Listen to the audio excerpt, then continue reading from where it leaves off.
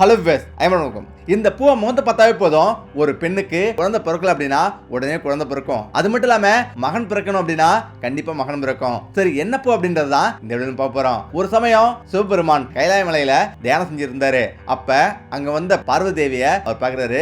அவர் தியானத்துல இருந்து எந்திரிக்கிறாரு. தேவி, என்னுடைய தியானத்தை ஏன் கலக்கிறீங்க அப்படின்னு அவர் கேக்குறாரு. அப்பதான் அன்னை பார்வதி அம்மாவும் சொல்றாங்க, நான் பூமியை சுற்றி பார்த்துட்டு இருந்தேன். அப்ப பூமிக்கு போயிருக்கும் போது உஜ்ஜினின்ற ஒரு அழகான நகரம், அந்த நகரத்துல உங்களுக்காக ஒரு கோயில் இருக்கு. அந்த கோயில்ல லட்சக்கணக்கான பக்தர்கள் உங்களை கும்பிட்டு இருக்காங்க, சாமி கும்பிட்டு இருக்காங்க. அப்பதான் ஒரு நிகழ்வு கண்ட. இந்த நிகழ்வு என் மனசு ரொம்ப பாதிச்சுது, என் மனசுல கலக்கம் ஏற்பட்டது அப்படின்னு தேவி சொல்றாங்க. தேவி, அப்படி என்ன உன்னுடைய மனசுல கலக்கம் ஏற்பட்டது, உடனே சொல்லுங்க, அதற்கு தீர்வு நான் சொல்றேன் அப்படின்னு சிவபெருமான் சொல்றாரு. அப்ப பார்வதி தேவியோ, அந்த உஞ்சினி கோயில்ல லட்சக்கணக்கான பக்தர்கள் சாமி கும்பிட்டு இருக்காங்க. அதுல ஒரு பெண் கதறி அழுகுறாங்க. அவங்களுக்கு எனக்கு ஒரு மகன் பிறக்கணும், எனக்கு குழந்தையே இல்லை அப்படின்னு ரொம்ப வருத்தப்பட்டு அழுகுறாங்க. அவங்களுக்கு அவங்க மடியை நிரப்பணும், அவங்க என்ன செஞ்சா அவங்களுக்கு குழந்தை பிறக்க முடியும் பார்வதி தேவி கேட்கறாங்க. இப்ப சிவபெருமானோ, தேவி, இதற்கு ஒரு பூ இருக்கு, இந்த பூவை முகர்ந்தாலே போதும் அவங்களுக்கு ஒரு அழகான குழந்தை பிறக்கும், அதுவும் ஆண்மகன் பிறப்பான் அப்படின்னும் அவர் சொல்றாரு. இதை கேட்டு தேவியோ, அப்படி என்ன பூ, அந்த பூ எங்க கிடைக்கும், அதை எப்படி பெறுவது அப்படின்னு கொஞ்சம் சொல்றீங்களா அப்படின்னு அவங்க கேட்கறாங்க. இப்பதான் சிவபெருமான் சொல்றாரு, இதை நான் ஒரு கதை மூலமா விளக்குறேன். அதாவது பூலோகத்துல ஒரு விவசாயி வாழ்ந்திருந்தாரு. அந்த விவசாயிக்கு 3 மகள்கள் இருந்தாங்க. அதுல 2 மகளுக்கு கஷ்டப்பட்டு கல்யாணம் பண்ணி வச்சாரு. ஆனா 2 மகளுக்கும் குழந்தைய பிறக்கல. இப்ப கடவுளிடம் வேண்டி அவங்களுக்கு 2 மகளிடமே மகள் மட்டும் தான் பிறக்கிறாங்க. இப்ப அவருக்கு மகன் இல்லை அப்படின்னு ரொம்பவே வருத்தப்படுறாரு. இந்த இடத்துல தான் 3ஆம் மகள் வீட்டுல இருக்கா. அவ பேரு விமலா. விமலாவோட அம்மா, என்னுடைய 2 மகளுக்கும் கல்யாணம் ஆகி மகன்கள் பிறக்கல, 3ஆவதா உன்னை திருமணம் செய்து கொடுத்தோம், உனக்கும் இது போல மகன்கள் பிறக்கல அப்படின்னா ஊர் மக்கள் என்ன பேசுவாங்க, இழிவுபடுத்துவாங்க, இழிவா பேசுவாங்க அப்படின்னும் அவர் சொல்றாரு. இதை கேட்டு விமலாவும் வருத்தப்படுறா. இப்ப விவசாயி தினந்தோறும் அவருடைய நிலத்துல வேலை செய்ய போவாரு. அப்ப போகும்போதெல்லாம் விமலாவையும் சேர்த்து வச்சுட்டு போவாரு. விமலாவும் அங்க வேலை செய்வா. இந்த இடத்துல தான் அந்த விவசாயி வேலை செஞ்சுட்டு இருக்காரு. அவரோட சட்ட துணியை கழட்டி ஒரு பக்கத்துல வச்சுட்டு அவர் வேலை செய்யறாரு. இப்பதான் விமலா, அம்மா, என் சட்டை போய் எடுத்துருவா அப்படின்னும் அவர் சொல்றாரு. உடனடியா அவங்க சட்டை எடுக்க போறாங்க. இப்ப சட்டை எடுக்க போகும்போது அங்க போய் பாக்குறாங்க, அங்க ஒரு மிகப்பெரிய பாம்பு ஒண்ணு அவர் சட்டை மேல சுருண்டு படுத்திருக்கு. இதை பார்த்துட்டு அதிர்ச்சி ஆகிறா. உடனடியா அந்த விவசாயியிடம் அவனுடைய அப்பாவிடம் அப்பா, உன்னோட சட்டை மேல ஒரு பாம்பு படுத்திருக்கு, நான் என்ன செய்யறது சொல்லுங்க அப்படின்னும் அவ கேக்குறா. இந்த இடத்துல தான் அந்த விவசாயம் சொல்றாரு, அம்மா, அந்த பாம்பு எடுத்து தூக்கி வீசிட்டு என்னோட சட்டை கொண்டு வா அப்படின்னும் அவர் சொல்றாரு. இப்ப விமலாவோ அந்த சட்டை எடுக்க போறா. அதே போல அந்த பாம்பு படுத்திருக்கு. நாகராஜா, உனக்கு என்ன வேணும், உனக்கு அழகான ஒரு படுக்கை வேணுமா, நான் ஏற்பாடு பண்ணி தரட்டுமா அப்படின்னும் அவ கேட்கிறா. அதுக்கு அந்த நாகராஜாவோ ஏதோ சொல்ல வருவது போல காத்திருக்கு. இப்பதான் அந்த பாம்புக்கு வைக்கோல் மூலமா அழகா ஒரு பஞ்சுமத்தை போல ஒரு பெட் ரெடி பண்றா. இப்ப அந்த பாம்பு எடுத்து அது மேல படுக்க வைக்கிறா. இப்ப சரி அப்படின்னு சொல்லிட்டு அந்த சட்டை எடுத்துட்டு அவன் அப்பாவோட போறா. இந்த இடத்துல தான் ஓ அழகானவளே அப்படின்னு கூப்பிடுது அந்த பாம்பு. இதை கேட்டு அவளுக்கு ஆச்சரியம். நீ என்ன கூப்பிட்ட அப்படின்னும் அவ கேட்கிறான்.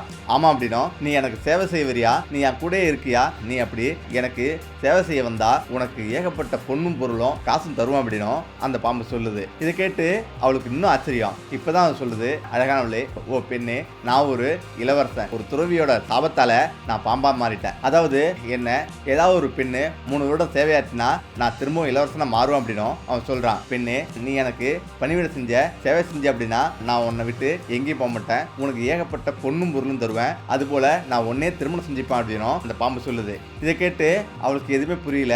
சரி அப்படின்னு சொல்லிட்டு அவங்க அப்பாட்ட போயிட்டு அந்த சட்டையை கொடுக்குது. இப்ப வீட்டுக்கு வந்த பிறகு அவன் அப்பாயிட சொல்றா, அப்பா, நீங்க ரொம்ப நாளா ஏழையாவே இருக்கீங்க, ரொம்பவும் கஷ்டப்படுறீங்க, இந்த கஷ்டத்தை தீர்க்க நான் ஒன்று செய்ய போறேன், வீட்டை விட்டு வெளி உலகத்துக்கு நான் போறேன், நிறைய செல்வத்தை சேர்த்துட்டு வரேன் அப்படின்னும் அவர் சொல்றா.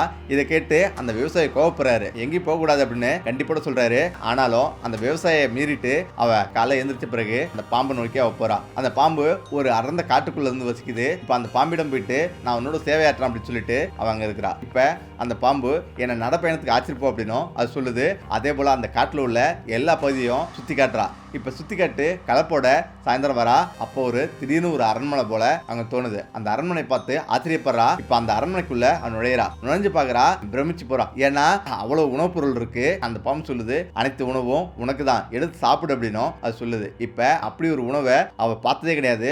அவ்வளவு விதவிதமான பல உணவுப் பொருள்லாம் அதுல இருக்குது. இப்ப அந்த உணவை எடுத்து சாப்பிடுறா. இப்ப நாட்கள் சில ஓடுது. இப்ப தினந்தோறும் அந்த பாம்பை அந்த காடு முழுவதும் சுத்தி காட்டுறா. அந்த பாம்புக்கு பணியிட செய்யறா, சேவை செய்யறா. இந்த நேரத்துல ஒரு வருடம் முடியுது. இப்ப விமலா நாகராஜாவிடம், நாகராஜா நான் வந்து ரொம்ப நாள் ஆச்சு, என்னோட வீட்டுல போயிட்டு என்னோட அப்பாவை பார்க்கணும், நான் போயிட்டு வரட்டா அப்படின்னும் அவ கேட்கிறா. நாகராஜாவும் சரி போயிட்டு நாளைக்கு வந்துரு அப்படின்னு அதுவும் சொல்லுது. இப்ப அவளிடம் நிறைய காசு பொன்பொருள் அப்படின்னு நிறைய கொடுத்து அனுப்புது அந்த பாம்பு. இப்ப நேரா எடுத்துட்டு அந்த விவசாயி வீட்டுக்கு அவ போறா. அங்க போன பிறகு அவளோட சகோதரிகளும் அங்க இருக்காங்க. இந்த பொன்பொருள் எல்லாம் பார்த்துட்டு ஆச்சரியப்படுறாங்க. இந்த பொன்பொருள் எங்க கிடைச்சது, யார் கொடுத்தது, என்னன்னு சொல்லு அப்படின்னும் அவன் கேட்கறாங்க.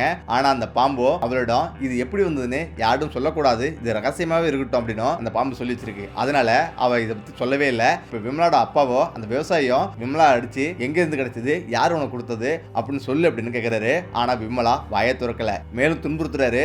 ஆனா எவ்வளவு அடிச்சாலும் அவ எதுவுமே சொல்லல. மறுநாள் வந்துடுறா. இப்ப அதே போல அந்த பாம்புக்கு பணிவிட செய்யறா. 2வது வருஷமும் முடியுது. இப்ப வீட்டுக்கு போயிட்டு திரும்ப வரா. இப்ப 3ஆவது வருஷம், இப்ப 3 வருஷம் முடிஞ்சிருச்சு. இந்த நேரத்துல தான் அவ நாகராஜாவிடம், நாகராஜா ரொம்ப நாள் ஆச்சு, நான் வீட்டுக்கு போயிட்டு வரேன் அப்படின்னும், வீட்டுக்கு போயிட்டு என்னோட அப்பாவை பார்த்துட்டு வரேன் அப்படின்னும் அவ சொல்றா. அந்த நாகராஜா இந்த இரவு போயிட்டு உன்னுடைய அப்பா வீட்டுல தங்காத, உடனடியே நீ வந்துரு அப்படின்னும் அந்த நாகராஜா சொல்லுது. சரி அப்படின்னு சொல்லிட்டு அதே போல பொன்பொருள் எடுத்துட்டு அவ வீட்டுக்கு போறா. இந்த பொன்பொருள்லாம் பார்த்துட்டு ஆச்சரியமும் அதிர்ச்சியா வராங்க. இந்த பொருள்லாம் எங்க கிடைச்சது, சொல்லு அப்படின்னு கேட்கறாங்க, அடிக்கிறாங்க, துன்புறுத்துறாங்க. ஆனா அவ வாயவே திறக்காம இருக்கா. இந்த நேரத்துல தான் அவருடைய அப்பா கோவப்பட்டு உன்னை வெளில விட்டாதானே நீ போயிடுவ அப்படின்னு ஒரு ரூம்ல போட்டு அடைச்சிடுறாரு. அவ எவ்வளவு முயற்சி செஞ்சோம் அது திறக்கவே முடியல.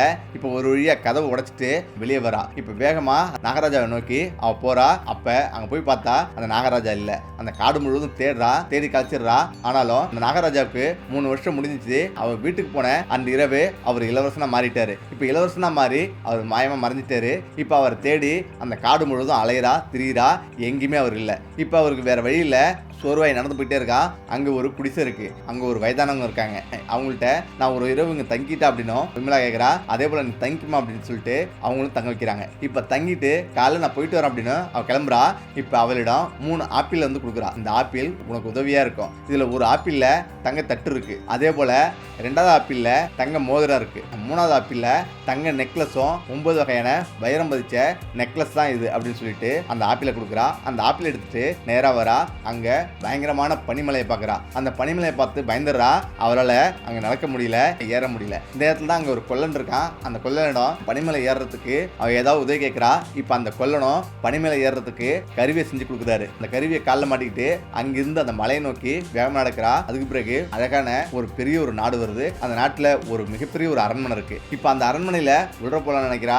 ஆனாலும் அங்க யாருமே விடல. இப்ப அந்த அரண்மனைக்கு வெளியிலேயே ஒரு கிராமத்துல ஒரு ஓரத்துல அவ தங்கியிருக்கா. அந்த அரண்மனையில் தான் அந்த இளவரசனும் அங்க இருக்கிறான். அந்த இளவரசன் அந்த நாட்டுக்கு வந்துட்டு திருமணம் செஞ்சுக்கிறான். இப்ப திருமணம் செஞ்சு அவருடைய மனைவிக்கு குழந்தை இல்ல. இப்ப குழந்தை இல்லாம ரொம்பவே வருத்தப்படுறாரு. வருடங்களும் பல கிடக்குது. ஆனாலும் அந்த ராணி கொஞ்சம் பேராசை கொண்டவ, கொஞ்சம் திமிராவே நடந்துப்பா. இந்த இடத்துல தான் விமலா இப்ப அந்த அரண்மனை நோக்கி போறா. நூல் வெட்ட போறா. துணி நெய்கிற ஒரு பெண்ணா விமலா அந்த அரண்மனைக்குள்ள போறா. அந்த ராணியும் எங்களுக்கு ஒரு அழகான வெல்வெட்டு துணியெல்லாம் நீதான் செஞ்சு தரணும் அப்படின்னு செய்ய சொல்றா. அன்னைக்கு அந்த ஆப்பிளை கையில் எடுத்து அந்த ஆப்பிளை உடைக்கிறா. அந்த ஆப்பிள் உள்ள ஒரு அழகான தங்க தட்டு வருது. இந்த தங்க தட்டை பார்த்துட்டு அந்த ராணிக்கு பேராசை வருது. இது எவ்வளவு விலையா இருந்தாலும் இந்த தட்டை தான் எனக்கு வேணும் அப்படின்னு சொல்றா. இப்பதான் விமலா சொல்றா, இந்த தட்டு வேணும்னா நான் ஒரு நிபந்தனை விதிப்பேன். இந்த நிபந்தனைக்கு நீங்க கட்டுப்பட்டா கண்டிப்பா அந்த தட்டை நான் உனக்கு கொடுப்பேன் அப்படின்னு அவ சொல்றா. இப்ப சரி அப்படின்னு அந்த ராணி ஒத்துக்கிறா. இந்த இடத்துல தான் உன் கணவர் கூட நான் ஒரு நாள் இரவு வந்து மனைவி ஆகணும், ஒரு நாள் இரவு படுத்து உறங்கணும் அப்படின்னு நிபந்தனை விதிக்கிறா. இப்ப இதை கேட்டு அந்த ராணியும் சரி அப்படின்னு ஒத்துக்கிறா. இப்ப என்ன பண்றானா, இப்ப அந்த ராஜாவுக்கு சாப்பாடு கொடுக்குறா. சாப்பாட்டுல தூக்க மருந்து கலக்குறா. தூக்க மாத்திரை கலந்து கொடுக்குறா. அவரும் அதை ஃபுல்லாக சாப்பிட்றாரு. இப்போ சாப்பிட்டுட்டு அவர் படுக்கைக்கு போறாரு. இப்போ படுத்து தூங்கிட்டே இருக்காரு. விமலாவையும் அந்த அறையில கொண்டு வந்து விட்டுட்டு அவர் திரும்ப போயிடுறா. இப்போ விமலா, ஓ மகாராஜா, நான் உங்களுக்காக 2-3 வருஷம் சேவை செஞ்சேன், அதுவும் என்னை திரும்ப செஞ்சுக்கிறேன் அப்படின்னு நீங்க உறுதியளிச்சிங்க. இது எல்லாத்தையும் மறந்துட்டீங்களா? நான் உங்களுக்காக எவ்வளவு துன்பப்பட்டேன். அதாவது என்னுடைய அப்பா அம்மாவட்டையும் என்னுடைய சகோதரிகள்ட்டையும் அடி வாங்கினேன், எவ்வளவு துன்புறுத்தினாங்க, எல்லாத்தையுமே உங்களுக்காக தாங்கிக்கிட்டேன். அது மட்டும் இல்லாம அந்த காடு முழுவதும் உங்களுக்கு சேவையாற்ற காடு மேடெல்லாம் அலைஞ்சேன், எல்லாத்தையும் மறந்துட்டீங்களா இளவரசி அப்படின்னு அவ பேச்சு இருக்கா. ஆனா இளவரசர் தூக்கு மாத்திரை சாப்பிட்டு இருக்கிறதால அவர் ஏந்திரிக்கல, அப்படியே படுத்து தூங்கிட்டு இருக்காரு. இப்ப காலை வர அவ இந்த மாதிரி அழுது புலம்பிட்டு இருக்கா. இப்ப விடிஞ்சிருது. ராணி வந்துட்டு அவளை அழைச்சிட்டு வெளில போறா. இப்ப மறுநாள் ஆகுது. இப்ப இன்னொரு ஆப்பிள் எடுத்துட்டு அந்த ராணிகிட்ட போறா. அந்த ஆப்பிளை உடைக்கிறா. அந்த ஆப்பிள் உள்ள ஒரு அழகான தங்க மோதிரம் இருக்கு. இப்ப அந்த மோதிரத்தை பார்த்து அவளுக்கு ஆச்சரியம். அந்த மோதிரம் எவ்வளவுன்னு சொல்லு, அந்த மோதிரமே என்னிடம் கூடு அப்படின்னு, அதுக்காக நான் என்ன செய்வேன் அப்படின்னு சொல்றா. இப்பதான் இந்த மோதிரம் வேணும்னா அதே போல நிமிடம் விதிக்கிறா. அன்றிரவு அவருடைய கணவர் கூட படுக்கணும்னு சொல்றா. சரி அப்படின்னு சொல்லி அதே போல சாப்பாட்டுல தூக்க மாத்திரை கலந்து அவ அனுப்பிடுறா. இப்ப மறுநாளும் அவ ராஜாவிடம் எல்லாத்தையும் சொல்லி புலம்புறா. ஆனாலும் ராஜா தூக்க மாத்திரை சாப்பிட்டுருக்கதால எதுவுமே பேசாம அப்படியே படுத்திருக்காரு. இப்ப அதே போல ராணி வந்து மறுநாள் அழைச்சிட்டு போறா. இப்ப ராஜாவோட காவலாளி இப்ப ராஜாவிடம் வந்து சொல்றான். அதாவது அவனை கவனிச்சுட்டு வந்து சொல்றான், ராஜா நேற்று இரவு உங்க கூட ஒரு பெண்ணு தங்கி இருந்தா. அந்த பெண்ணு இந்த மாதிரி எல்லாம் சொல்லி அழுகுறா அப்படின்னும் அவன் சொல்றான். இதை கேட்டு அந்த ராஜாவுக்கு ரொம்பவே சந்தோஷம், ரொம்ப மகிழ்ச்சி அடைகிறாரு. அப்படியான்னு கேட்டு இப்ப நம்ம சாப்பாட்டுல ஏதோ தூக்க மருந்து இருக்கு, அதனாலதான் நம்ம தூங்கிட்டோம் அப்படின்னு அவர் நினைக்கிறாரு. இப்ப மறுநாளும் அவ ஆப்பிள் எடுத்து வந்து உடைக்கிறா. அந்த ஆப்பிள்ல அழகான நெக்லஸ் இருக்கு. இதை கண்டு ராணி பேராசை கொள்றா. இந்த நெக்லஸ எனக்கே கொடுத்துரு, என்ன சொல்றியோ அதை நான் கேட்கறேன் அப்படின்னும் அவ சொல்றா. இந்த இரவும் நான் தங்கணும்னு சொல்றா. அதே போல சரி அப்படின்னு ஒத்துக்கிறா. இப்ப அந்த இரவு ராஜாவுக்கு சாப்பாடு கொடுக்குறா. அதே போல ராஜாவும் சாப்பிட்ற மாதிரி நடிச்சிட்டு இருக்காரு. இப்ப ராணி எழுந்து வெளியே போறாங்க. இப்ப ராஜா அந்த சாப்பாடு எடுத்து வெளியே கொட்டிடுறாரு. கொட்டிட்டு இப்ப அதே போல அவருடைய அறையில போயிட்டு தூங்குற மாதிரி நடிக்கிறாரு. இப்ப கொஞ்ச நேரத்துலலாம் விமலாவும் உள்றவரா. ராணி விமலா கொண்டு வந்து விட்டுட்டு வெளில போயிடுறா. இந்த நேரத்துல தான் விமலா சொல்றா, ஓ மகாராஜா, நான் உங்களுக்காக 3 வருஷம் சேவை செஞ்சேன். அதாவது என் அப்பாவிடமும் என்னோட சகோதரிகிட்டையும் அவ்வளோ அடி வாங்கினேன், அவ்வளோ துன்பப்பட்டு நான் உங்களுக்கு சேவையாட்டினேன். எல்லாத்தையும் மறந்துட்டீங்களா? ஏன் இப்படி என்ன மறந்தீங்க? ஏன் இப்படி செஞ்சீங்க? நான் இப்படி உங்களை தேடி காடு மேடெல்லாம் அலைஞ்சிட்டு இருக்கேன். ஆனா நீங்க மகிழ்ச்சியா இப்படி அரண்மனையில் இருக்கீங்க, ஏன் இப்படி செஞ்சீங்க? ஏன் இப்படி என்ன மறந்தீங்க அப்படின்னும் அவர் சொல்லிட்டு அழுகுறா. இப்ப இதை கண்டு இப்ப அந்த மகாராஜாவும் ஏஞ்சி பாக்குறாரு. இப்ப விமலாவை கட்டி பிடிச்சிட்டு என்ன மன்னிச்சிரு அப்படின்னு சொல்றாரு. இப்ப மறுநாளாவது மந்திரி சபையெல்லாம் கூட்டிட்டு அவரு உடனே திருமணம் செய்யறாரு. இப்ப திருமணம் செஞ்சு அவளுடைய வாழ்க்கைய சந்தோஷம் போயிட்டு இருக்கு. இப்ப நாட்களும் பல கிடக்குது, வருடங்கள் கிடக்குது. வருடங்கள் கடந்தாலும் அவளுக்கு ஒரு குழந்தை இல்ல. இப்பதான் அவர் ரொம்ப வருத்தப்பட்டு இருக்கா. இப்ப அன்னைக்கு ஒரு துறவி அந்த அரண்மனைக்கு வராரு. இப்ப அந்த துறவிக்கு அனைத்து விதமான சேவையும் விமலா செய்யறா. அதாவது நல்லபடியா கவனிச்சு அவருக்கு நல்லபடியா உணவு கொடுத்து சேவை செய்யறா. இதை பார்த்து அந்த துறவி மகிழ்ச்சி அடைகிறாரு. நீ நல்லா இருமா, நீண்ட நாள் நல்லா இருக்கணும் அப்படின்னு அவர் வாழ்த்துறாரு. இந்த நேரத்துல தான் நான் நல்லா இருந்த என்ன பண்றது, எங்களுக்கு கல்யாணம் ஆகி இத்தனை வருஷம் ஆகுது, ஆனாலும் எங்களுக்கு ஒரு குழந்தை இல்லையா சாமி அப்படின்னு அவர் சொல்றா. இதை கேட்டு நீ கவலைப்படாதமா, இந்த விஷயத்தை நீ பண்ணு, நான் சொல்றது மட்டும் நீ செஞ்ச அப்படின்னா உடனே உனக்கு ஒரு அழகான மகன் பிறப்பான், விசாலியாவும் இருப்பான் அப்படின்னும் அவர் சொல்றாரு. என்ன சுவாமி, உடனே சொல்லுங்க, கண்டிப்பா செய்யறேன் அப்படின்னு சொல்றா. அதாவது உங்களுடைய அரண்மனைக்கு வடக்குல அதிகாலை பிரம்மமுத்தத்துல ஏந்திரிக்கணும். அதிகாலை ஏந்திரிச்சுட்டு அந்த பூவை போய் பறிச்சுட்டு வரணும். தாதுரா பூ, அதுவும் இந்த அரண்மனைக்கு வடக்குல இருந்திருக்கு. அந்த பூவை பறிச்சுட்டு வந்து அதிகாலையிலேயே சிவலிங்கத்துல வச்சு வழிபட்டுட்டு பிறகு அந்த பூவை எடுத்து முகர்ந்தா போதும். அதுவும் மாதவிடாய் முடிஞ்சு அதுக்கு பிறகு இதை செய்யணும். இந்த பூவை முகர்ந்துட்டு அதுக்கு பிறகு உன்னுடைய கணவர் கூட இணைஞ்சா உங்களுக்கு ஒரு அழகான மகன் பிறப்பான் அப்படின்னு சொல்லிட்டு அவர் போயிடுறாரு. அன்னைக்கு ராஜாவிடம் எல்லா விஷயத்தையும் சொல்றா. மாதவிடாய் சுழற்சியின் போது அவளுக்கு மாதவிடாய் முடிஞ்சு அடுத்த நாள் பிரம்மமுத்துல எழுந்திரிச்சு அந்த அரண்மனைக்கு வடக்குல அந்த தாதுரா பூவை பறிச்சுட்டு வரா. பறிச்சுட்டு வந்து சிவலிங்கத்தை வச்சு வழிபடுறா. வழிபட்டு அந்த பூவை முகந்து பார்க்கறா. அந்த இரவு அவ ராஜா கூட இணைறா. அவளுக்கு சில மாதங்கள் கழிச்சு அழகான மகன் பிறக்கிறான். இப்ப அந்த மகனோடு இப்ப அவனுடைய அப்பா அந்த விவசாயிய அவ போய் சந்திக்கிறா. அவரும் ரொம்ப சந்தோஷமா வர்றாரு, மகிழ்ச்சியா வர்றாரு. இந்த இடத்துல தான் அந்த சகோதரி 2 பேருமே எப்படிமா உனக்கு அழகான மகன் பிறந்தா அப்படின்னு கேட்கறாங்க. இவன் நடந்த எல்லா விஷயத்தையும் சொல்றா. அதே போலயே அந்த 2 பெண்களும் அவருடைய அக்கா 2 பேருமே ஃபாலோ பண்றாங்க, வழிபடுறாங்க. அவங்களுக்கும் மகன்களை பிறக்கிறாங்க. இப்படி சிவபெருமான் பார்வதி தேவி தான் சொல்லி கதை முடிக்கிறாரு.